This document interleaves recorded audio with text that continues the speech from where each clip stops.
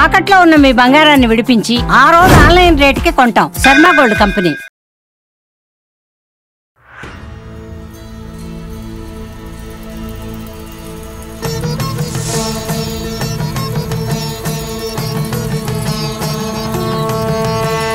శ్రీయాంజనేయం ప్రసన్నాంజనేయం ప్రభాదివ్యకాయం ప్రకీర్తిప్రదాయం.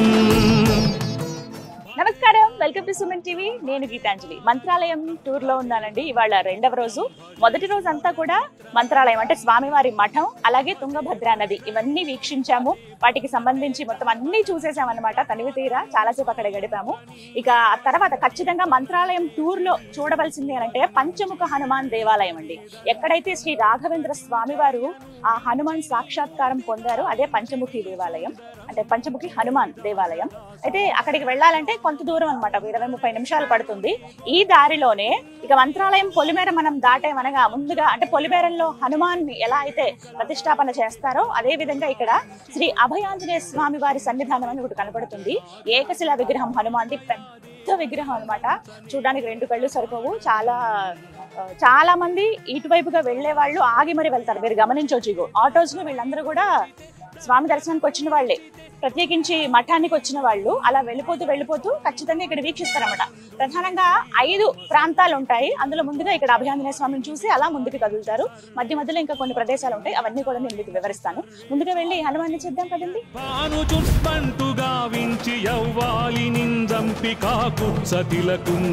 దృష్టి వీక్షించి కిష్కిందకే తెంచి శ్రీరామ కార్యార్థమై లంకకే తెంచియుం లంకిణింజంపియుం లంకనుండాల్చియుం భూమి జంజూసి ఆనందము పొంగ ఆ ఉంగరం విచ్చి ఆ రత్నముందెచ్చి శ్రీరాముకున్నిచ్చి సంతోషులం చేసి సుగ్రీవుడ అంగద జాంబవంతాది నీలాదులం గూడి ఆ సేతువుం దాటి వానరామూక పెన్మూకలై దైతులం. పెద్ద విగ్రహం ఉంది. ఇలా పైకెత్తి తల చూడాల్సిందే. చాలా బాగుంది. ప్రదక్షిణ చేయడానికి వీలుగా ఇలా మార్గం ఉందన్నమాట, చెయ్యొచ్చు. అభిషేకాలు చేస్తారు స్వామికి అప్పుడప్పుడు.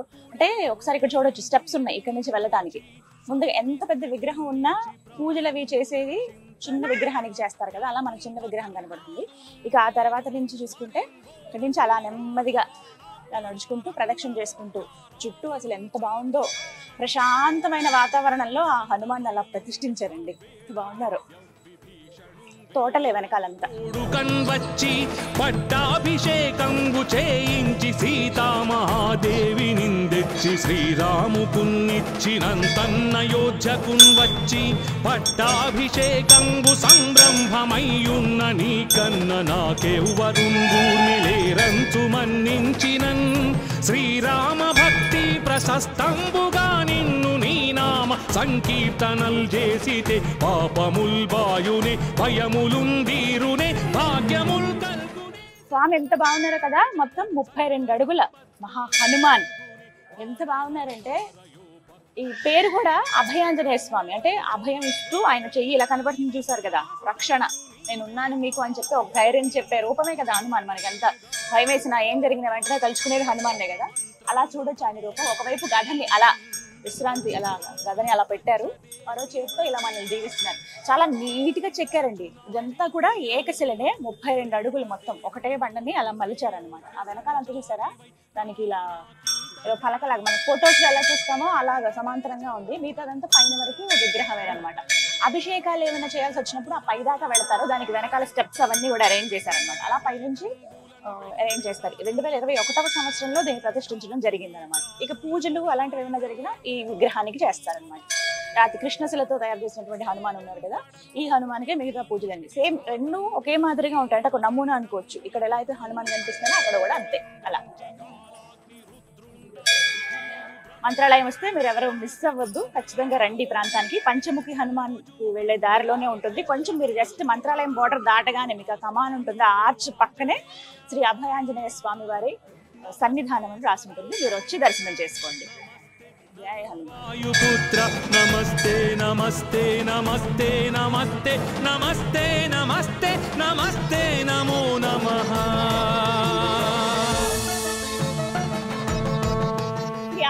స్వామి వారిని దర్శించుకుని అలా బయటకు వస్తే మీకు శ్రీరాముల వారు కూడా కనపడతారండి. అయితే ఇంకా ప్రస్తుతం ప్రతిష్టాపన అయితే ఇంకా పూర్తిగా జరగలేదు, ఇంకా కన్స్ట్రక్షన్ లో ఉందన్నమాట. మరికొద్ది రోజుల్లో ముగుస్తుంది. మీరు కనుక కొద్ది రోజులు ఆగి వస్తే డెఫినెట్ గా ఆ దేవాలయం కూడా చూడొచ్చు. మీకు కంప్లీట్ ఓవరాల్ వ్యూ చూపిస్తాను చూడండి. ఇక్కడ హనుమాన్ టెంపుల్ నుంచి ఎదురుగుంటే రాముల వారు, ఆంజనేయ స్వామి 32 ఫీట్లు ఉంటారు, రాముల వారు ఇంకాస్త హైట్ లో మనకు కనిపిస్తారనమాట. సో ఇక్కడ నుంచి చూస్తే కొంచెం కనబడుతుంది, ఇంకా కొద్దిగా ముందుకు వెళ్తే క్లియర్ విజువల్ అనేది తెలుస్తుంది అనమాట. వంట ఇక్కడ ఉన్నారు, ఆ రాముల వారు ఎదురుగుండనే ఉన్నారు.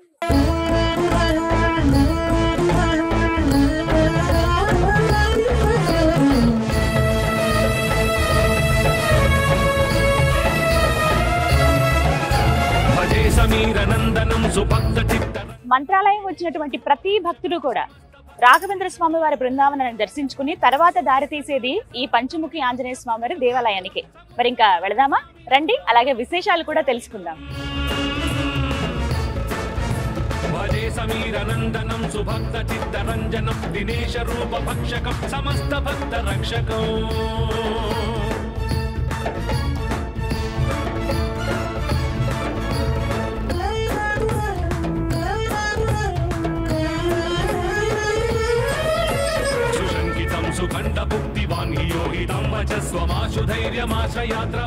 ఇక్కడ ఈ పంచముఖి గాంధారం విలేజ్ లో రాఘవేంద్ర స్వాముల వారు 16వ శతాబ్దంలో 12 ఏళ్ళు తపస్సు చేసినారు. ఇక్కడ రాఘవేంద్ర స్వాముల వారికి ఆంజనేయ స్వామి 5 అవతారములతో దర్శనమిచ్చినారు. ఆంజనేయ స్వామి నారసింహ, గరుడ, హయగ్రీవ, వరహ, ఇవి పంచముఖాలు. ఇది స్వయంభూమూర్తి అనమాట, ఎవరు చెక్కి పెట్టిన విగ్రహం లేదు. ఈ పంచముఖికి చాలా ప్రాశస్త్యం ఉన్నది. అలాగే రాఘవేంద్ర స్వామి దైవికులు వెంకటేశ్వర స్వామి, అలాగే లక్ష్మి, వీళ్ళు కూడా రాఘవేంద్ర స్వామికి దర్శనం ఇచ్చినారు. వీళ్ళు కూడా స్వయంభూమూర్తులే.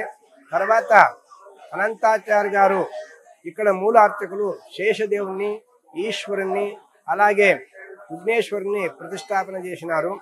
వీళ్ళ దర్శనమైన తర్వాత శ్రీ రాఘవేంద్ర స్వాముల వారు మంత్రాలయం వెళ్ళి సజీవ సమాధి అయినారు. అలాగే ఇక్కడ దక్షిణ దిక్కులో ఈ మాంచాలమ్మ మంత్రాలయంలో ఏ విధముగా గ్రామ దేవతనో అదే విధముగా ఇక్కడ ఎరకలమ్మ అనే గ్రామ దేవత కూడా ఉంది. ఆ గ్రామ దేవత కూడా మన దక్షిణ భాగంలో ఉన్న స్థలం ఇది. తర్వాత ఇక్కడ పూర్వ భాగంలో పాదరక్షలు ఉన్నాయి. 2 విధాలుగా ఉంటాయి పాదరక్షలు. ఒకటి ముందుగా ఉన్నది, ముందు గుడిలో ఉన్నది పాతది చర్మ పాదరక్షలు, వెనుక భాగంలో ఉన్నది కొత్తది. అంటే అవి 3 సంవత్సరాలకి మన స్లీపర్స్ ఎలా అరిగిపోతాయో అదే మాదిరి అరిగిపోతాయని ఒక నమ్మకం. వాళ్ళు ఏమంటే ఆ సేవకులు, అక్కడ వేరే సేవకులు ఉన్నారు, వాళ్ళు ప్రతి 3 సంవత్సరాలకు ఒకసారి ఈ పక్కలో ఉన్న ఒక పల్లె ఉంది, విలేజ్ బూదూరు అని, కెరే బూదూరు, అక్కడి నుండి విజృంభంగా తెచ్చి ఇక్కడ ఆంజనేయ స్వామి పాదరక్షల్ని ఇక్కడ ప్రతిష్టాపిస్తారు. తర్వాత ఇక్కడ పాదుకలు ఉన్నాయి. అంటే ఈ పాదలు ఏమున్నాయో ఇక్కడ రాఘవేంద్ర స్వామికి ఆంజనేయ స్వామి అదిగో మంత్రాలయం చూపించిన ఒక పాదలు రాతి పాదాలు. ఇది ఇక్కడ మహాత్మ. ఇక్కడ ఏమంటే ప్రతి అమావాస్యకి రథోత్సవం జరుగుతుంది. తెలంగాణ, ఆంధ్ర, కర్ణాటక, మహారాష్ట్ర వేలాగా మంది ఇక్కడ వచ్చి ఆంజనేయ స్వామిని దర్శించుకుంటారు.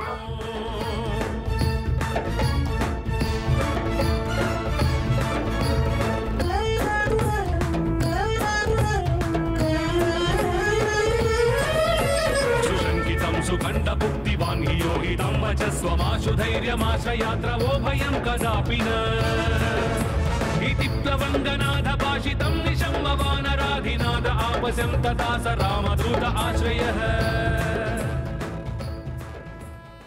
శ్రీ ఆంజనేయ పంచామృతం అండి, ఇది చాలా ప్రత్యేకమైన ప్రసాదం స్వామిది. దర్శనం అయితే ఎంత చక్కగా అయిందో. రష్ చూసారా, ఎంత మంది భక్తులు ఉన్నారో. ఎవరైతే రాఘవేంద్ర స్వామి బృందావనం దర్శించుకుంటారో వాళ్ళు ఖచ్చితంగా ఇక్కడికి వస్తారన్నమాట. అందులో ఇది కర్ణాటక, ఇంక ఇది ఆంధ్రప్రదేశ్ కాదు. ఎప్పుడైతే మన మంత్రాలయం దాటామో అక్కడి నుంచి ఇంకా కర్ణాటక ప్రారంభం అయినట్లే. దాదాపుగా ఇక్కడ కూడా 90-95% వరకు కూడా కర్ణాటక ప్రజలే ఉంటారండి. వాళ్లే చాలా మంది వస్తూ ఉంటారు. తెలుగు వాళ్ళు ఎవరైతే మంత్రాలయం వచ్చారో వాళ్ళు అనమాట. స్వామిని చూశాక నిజంగా అద్భుతం, ఇక్కడ సాక్షాత్కరించారు. చాలా వివరంగా చెబుతున్నారు ఇక్కడ. ఎక్కడైతే స్వామి కూర్చుని, అంటే రాఘవేంద్ర స్వామి వారు ఎక్కడ కూర్చుని తపస్సు చేశారో ఆ పక్కగా ఒక బండలో ఇలా, ఆ బండ రూపంలో ఇలా పైకి ఇలా కనిపించారట 5 ముఖాలతో ఆంజనేయ స్వామి. ఒకటి హనుమంతుల వారి రూపం ఆంజనేయ స్వామి, నరసింహస్వామి, గరుత్మంతుడు, వరాహస్వామి, హయగ్రీవ స్వామి, ఇలా 5 ముఖాలు ఇలా కనిపించాయట. అసలు అక్కడ పైనంతా వెండి తొడుగు వేశారు ఆంజనేయ స్వామి వారికి. చూపిస్తున్నాను అనమాట. ఇవి ఒరిజినల్ గా ఎలా ఉంటుందో కూడా ఒక ఫోటోలో చూపించారు. ఆ ఫోటో నేను మీకు పెడతాను చూడండి. చాలా డీటెయిల్డ్ గా ఉంటుంది అనమాట. ముఖాలు ఏమిటి, స్వామివారి శరీర భాగం, తోక భాగం, వారి కాళ్ళు, ఇవన్నీ కూడా డీటెయిల్డ్ గా ఉంటాయి. నాకైతే ఒక్క క్షణం ఒళ్ళు జలధరించినట్టు అవుతుంది కదా. అక్కడ నుంచి కొంతసేపు హారతి ఇచ్చాము, దర్శనం చేసుకోవాలి. జస్ట్ అంటే మరీ ఎక్కువగా చూపించకూడదు కదా మూలమూర్తిని, అందుకే నేను మీకు నార్మల్ పిక్స్ అయితే ఇస్తున్నాను చూడండి. మీరు కనుక మంత్రాలయం వస్తే డెఫినెట్ గా దర్శనం చేసుకోండి. నాకైతే చాలా సంతోషం అనిపించింది ఇక్కడికి రావటం. ఇగో పంచామృతం, ప్రత్యేకంగా పూజ చేసుకుంటే ఇలా పంచామృతం ఇస్తారనమాట, ప్రసాదం, దివ్య ప్రసాదం ఇది. ఇక వచ్చిన వాళ్ళంతా అనుకుంటారు కేవలం ఆంజనేయ స్వామి సాక్షాత్కారమే అయ్యింది రాఘవేంద్ర స్వామి వారికి అనుకుంటారు. కానీ రాఘవేంద్ర స్వామి వారి కులదైవం శ్రీ వెంకటేశ్వర స్వామి, అలాగే లక్ష్మీ అమ్మవారు, వారి సాక్షాత్కారం కూడా అయ్యిందండి. ఆ పక్కగానే కొండల మధ్యలో అక్కడ వెంకటేశ్వర స్వామి అమ్మవారి రూపం కూడా పక్కన కనబడుతుంది. ఎంతటి అదృష్టమో కదా. ఎక్కడైతే రాఘవేంద్ర స్వామి కూర్చున్నారో అక్కడ బృందావనం లాంటి చిన్న నమూనా ఒకటి పెట్టి అక్కడ ప్రతిష్టాపన చేశారనమాట. ఎవరైతే అనంతాచార్యులు స్వామి వారు రాఘవేంద్ర స్వామి వారితో సమానులైన వారు, ఎప్పుడైతే రాఘవేంద్ర స్వామి వారికి హనుమంతుల వారు సాక్షాత్కారం ఇచ్చారో ఆ తర్వాత అనంతాచార్యుల స్వామి వారికి ఇచ్చారనమాట. వారు శివయ్యను, అలాగే సుబ్రహ్మణ్య స్వామి అంటే నాగుపామును, ఇలా వీటన్నిటి కూడా ప్రతిష్టాపన చేశారు. ఆ విగ్రహాలు కూడా మనకు అక్కడ పక్కన కనిపిస్తాయి. నిజంగా అవన్నీ చూస్తే భలే అనిపిస్తుందండి. ఎవరైతే అనంతాచార్యులు గారు ఉన్నారో వారి వంశస్థులే 6వ తరం ఇప్పుడు ఇక్కడ పూజాది కార్యక్రమాలన్నీ చేస్తున్నారనమాట. మంత్రాలయం నుంచి 20 కిలోమీటర్లు. అక్కడ నుంచి ఆటోస్ లో రావచ్చు, మీరు ఒకవేళ సొంత కార్లు ఉన్న కార్ మాట్లాడుకున్న అలా కూడా రావచ్చు, బస్సులు కూడా ఉంటాయి. అక్కడి నుంచి 20 కిలోమీటర్లు ఉంటుంది. అయితే ఇలా రోడ్డు మార్గం ద్వారా అయితే 20 కిలోమీటర్లు, కానీ ఇక్కడి నుంచి ఇంకొక మార్గం ఉంటుంది. ఈ హనుమాన్ దేవాలయం నుంచి బృందావనం అంటే మంత్రాలయం కేవలం 3 కిలోమీటర్లే ఉంటుంది అనమాట. ఇప్పుడంటే ఇలా రోడ్డు మార్గం, అప్పట్లో ఏంటి ఈ దారి గుండానే వెళ్లేవాళ్ళు, మధ్యలో నది దాటుకుని. ఇప్పుడు మధ్యలో నది కనపడుతుంది, తుంగభద్ర నది. నదికి యువతల ఒడ్డున పంచముఖి దేవాలయం, అవతల ఒడ్డున మంత్రాలయం ఉంటుందన్నమాట. కేవలం 3 కిలోమీటర్లే ఇక్కడి నుంచి. కొంతమంది ఇలా నడక మార్గంలో వెళ్లే వాళ్ళు కూడా ఉంటారు. అలాగే ఇప్పుడు మనం చూస్తుంది ఇదంతా పైనంతా కవర్ చేసేసారు చూసారా, అంటే నిర్మాణం అలా అలా పెరిగిందనమాట. కొండల్లో వెలిసిన కొంచెం ప్రాకారం పెంచడం అలా చేశారు. దీని ద్వారా ఏంటంటే ఈ షెడ్స్ వేసేసారనమాట. కాకపోతే ఇంతకు ముందు కేవలం గుడి మాత్రమే ఉండేది. అప్పుడు ఇక్కడ నుంచి మంత్రాలయం టెంపుల్ అక్కడ కనపడేది అనమాట. విశేషంగా జరిగేవి ఏమిటి ఈ పంచముఖ హనుమాన్ దేవాలయంలో అనంటే వాహన పూజలండి. చాలా మంది ఇంకా వెహికల్ తీసుకున్నారంటే ఖచ్చితంగా ఇక్కడికి వస్తారు. కర్ణాటక ప్రజలు ఎక్కడెక్కడి నుంచో ఇక్కడికి వచ్చే వాళ్ళు కూడా ఉంటారు. వాహన పూజలు చాలా ఘనంగా చేస్తారు. ఎప్పుడు ప్రతిరోజు ఏదో ఒక వెహికల్, ఇప్పుడు మేము వచ్చినప్పుడు కూడా కొన్ని వెహికల్స్ వచ్చాయి, పూజలు అవి చేయించుకుంటున్నారు. ఇక అలాగే ఎవరైతే మానసికంగా ఇబ్బందులకు గురవుతారో, అంటే అనారోగ్యాలు వస్తూ ఉంటాయి, తెలియని అనారోగ్యాలు ఉంటాయి, డాక్టర్ దగ్గర చూపించుకున్న ఏం లేదని అంటారు, కానీ ఏదో ఒక అనారోగ్యానికి వాళ్ళు గురవుతూ ఉంటారు. అలాంటి వాళ్ళు గనక ఈ పంచముఖ హనుమాన్ని దర్శించుకుంటే ఖచ్చితంగా వాళ్ళకి నయం అవుతుందని చెప్తారు. అలా ఎన్నో తార్కాణాలండి, ఎన్నో మహిమలు కూడా ఇక్కడ స్వామి చూపించారు. ఇక్కడ తాయెత్తులు కడుతూ ఉంటారు, అంటే స్వామి దగ్గర పెట్టి, కాళ్ళ దగ్గర పెట్టి పూజ చేసినటువంటి తాయెత్తులు, యంత్రాలు, అవి కూడా అంటే పంచముఖ యంత్రాలు అనమాట. అవన్నీ స్వామి దగ్గర పెట్టిన తీసుకుని వెళ్తే ఒక ధైర్యం, ఒక అభయం, ఆంజనేయ స్వామి మనతో ఉన్నారన్నట్టుగా అనిపిస్తుంది అనమాట. ఇక్కడ ఉన్నంతసేపు భలే సందడిగా ఉందండి హనుమాన్ దేవాలయం అంతా కూడా. జై శ్రీరామని, జై ఆంజనేయ అని ఆ నినాదాలతో భలే హాయిగా అనిపిస్తుంది. ప్రసాదం స్వీకరిద్దాం. పంచామృతం ఎంత దివ్యంగా ఉందో.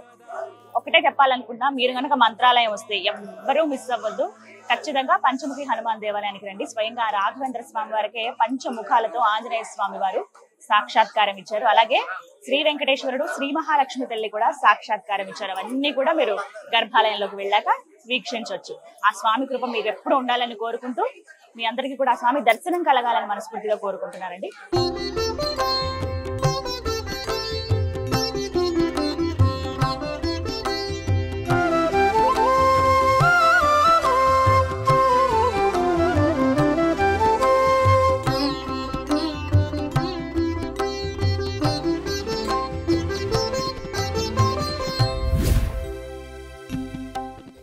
నేనున్నదైతే బిచ్చాలి గ్రామం అండి. ఇది కర్ణాటకకు చెందుతుంది, దాదాపు ఇంకా బార్డర్ అనమాట. ఇక్కడ ఏంటంటే చాలా ప్రత్యేకం, ఏకశిల బృందావనం ఇక్కడ మనం దర్శించుకోవచ్చు. అసలు ఈ ప్లేసే చాలా అద్భుతంగా ఉందండి. ఇక పక్కనే తుంగభద్ర నది అనమాట. ఇక్కడ చూస్తున్నారు కదా, అలా తెడ్డుల్లో వెళ్ళి విహరించవచ్చు. ఇక్కడ మరోవైపు ఏమో ఇక్కడ స్నానాలు చేస్తారు కొంతమంది, కొంచెం నీళ్లు ప్రోక్షణ చేసుకుని వెళ్తూ ఉంటారు. అంటే పవిత్ర నది కదా తుంగభద్ర, పక్కనే తలాపనే పారుతూ ఉంటుంది. చాలా అద్భుతమైన ప్లేస్. మీరు మాత్రం మంత్రాలయం వస్తే ఖచ్చితంగా రండి. ఒకసారి మొత్తం మీకు అంటే విజువల్ లో చూపిస్తాను చూడండి.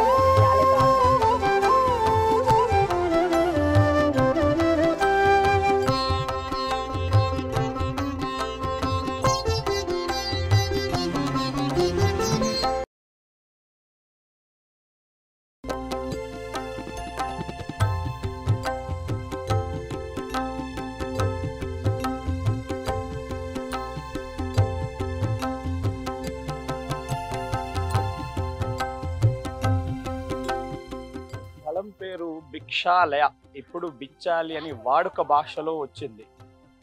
భిక్షాలయ ఎవరు అంటే రాఘవేంద్ర స్వామి వాళ్ళు శిష్యులు ఉండే అప్పన్నాచారు అని. ఇప్పుడు అప్పన్నాచారు ఎవరు అంటే శ్రీపూర్ణ బోధ గురుతీర్థ ప్రయోదిపార పూజ్యాయ రాఘవేంద్ర అనే స్తోత్రం చెప్పారు కదా, ఆ స్తోత్రాన్ని మొదలుగే చేసి ఇచ్చింది వాళ్ళు అప్పన్నాచారు. అప్పన్నాచారు ఇక్కడ ఒక వేద పాఠశాల నడుపుతుండే. పాఠదనంతరం పిల్లలందరూ ఊర్లోకి వెళ్ళి భవతి భిక్షాన్ దేహి అని బియ్యాన్ని పప్పుని ఒక భిక్షం రూపంలో తీసుకొని వస్తుండే. అది అప్పన్నాచారు వాళ్ళు పేదవాళ్ళనేసి కాదు, అదొక నియమం ఇక్కడ.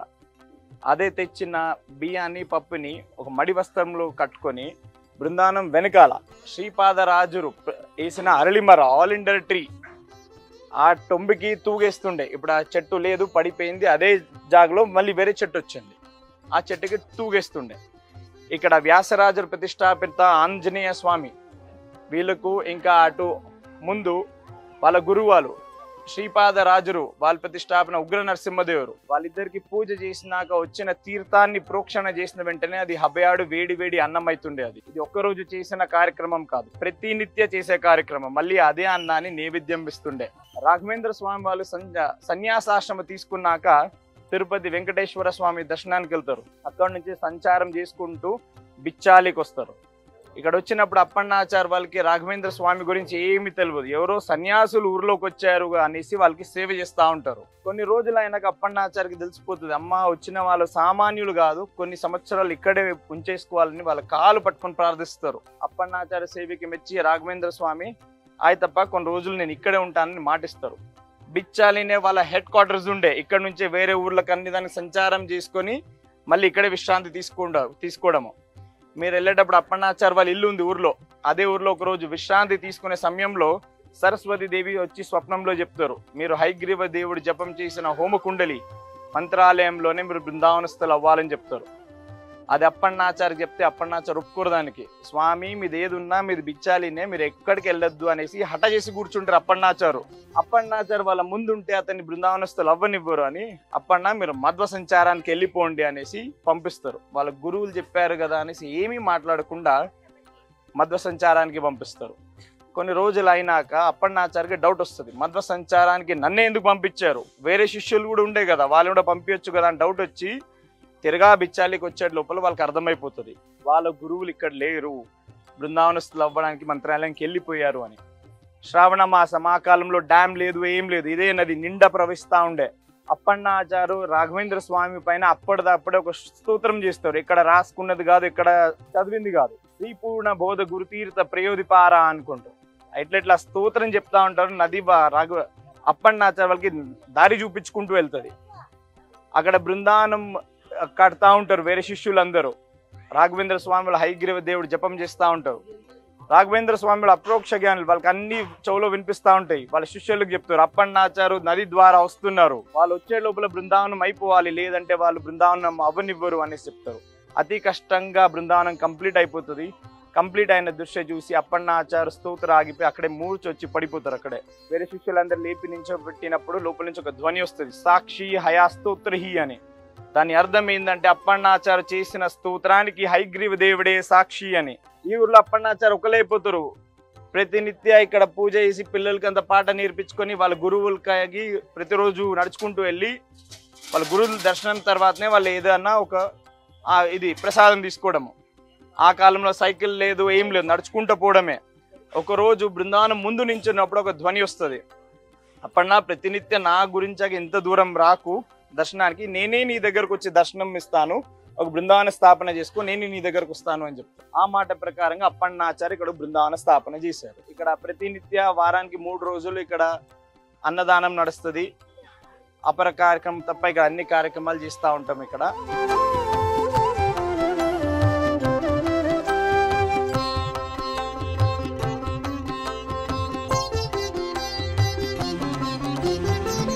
దర్శనం అయితే నేనైతే చక్కగా చేసుకున్నానండి. ఎంతమంది ఉన్నారో చూసారా. ఇవాళ ఆదివారం ఒకటి నేను వచ్చింది, అందులోనూ ఆదివారం రోజు చాలా మంది ఇలా వస్తారంట భక్తులు. శని ఆదివారాలు వీకెండ్స్ లో, అలాగే నార్మల్ డేస్ లో చూసుకున్నా కూడా ప్రతిరోజు వస్తూనే ఉంటారు. కానీ ఎక్కువగా ఉండేది ఈ రోజే. గురువారం, శనివారం, ఆదివారం ఇక్కడ అన్నదానం కూడా జరుగుతుంది. చక్కగా ఒక అరగంట గంట సేపు రిలాక్స్డ్ గా కూర్చుని పోవచ్చండి. సాయంత్రాలు అయితే ఇంకా బాగుంటుంది. దర్శనం కూడా చాలా బాగా జరిగింది. ఇక్కడ కనిపిస్తుంది కదా, ఇక్కడ ఏకశిలా బృందావనం.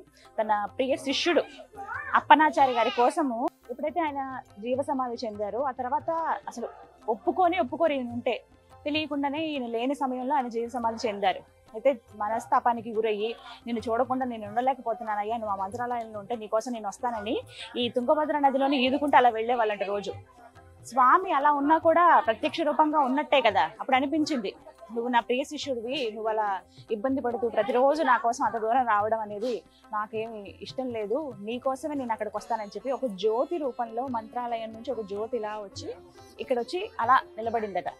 ఇంకేముంది, స్వామిని నా కోసమే వచ్చారు నా గురువు గారు అని చెప్పి ఎంతో సంతోషించి అప్పటి నుంచి ఇక్కడే ఆయన రాఘవేంద్ర స్వామి వారిని పూజించుకోవడం ప్రారంభించారట. అలా ఏకశిలతో ఒక బృందావనాన్ని ఏర్పాటు చేశారు.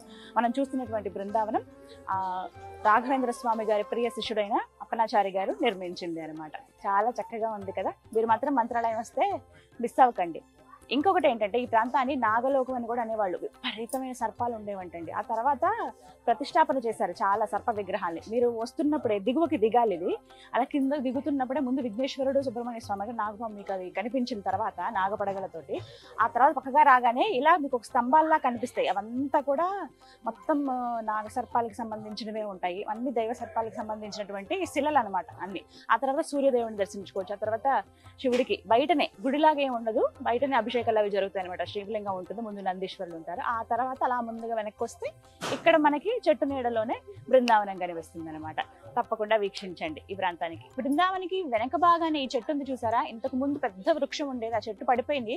మళ్ళీ అదే ప్రాంతంలో మళ్ళీ ఇంకొక చెట్టు మొలిచింది, మహావృక్షం అయ్యింది. అది ఆ నీడనే ఇప్పుడు మనం చూస్తున్నాం కదా. ఇక్కడ బృందావనం ఉంటుంది. అటు పక్కగా వేప చెట్టు, ఇవన్నీ చాలా పచ్చగా ఉందండి. నది ఒడ్డునే కదా, సుభిక్షంగా కనపడుతుంది అనమాట ప్రాంతం అంతా. ఇక్కడ వీరికి చెందిన వాళ్ళు, ట్రస్ట్ మెంబర్స్ వీళ్ళందరూ కూడా ఇక్కడే ఉంటారు. ఇక్కడ ఇంకొకటి ఏంటంటే ఈ క్షేత్రానికి మొత్తంగా ఈ ప్రాంతానికి క్షేత్రపాలకురాలిగా బిచ్చాలమ్మ అమ్మవారు ఉంటారండి. ఇలా కొంచెం మెట్లెక్కి పైకి వెళ్తే అమ్మవారిని కూడా దర్శించుకోవచ్చు.